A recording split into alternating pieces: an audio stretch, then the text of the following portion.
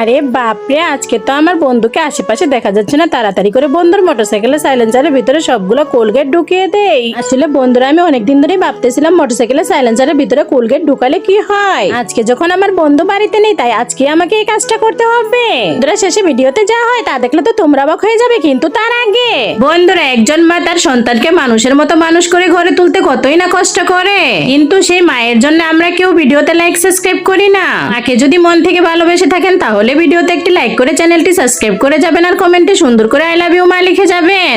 বন্ধুরা, শেষে যখন মোটরসাইকেল স্টার্ট করলো তখন তো কোলগেট গুলো অনেক সুন্দর হয়ে বের হয়ে আসছিল, তা দেখতে অনেক ভালো লাগছিল।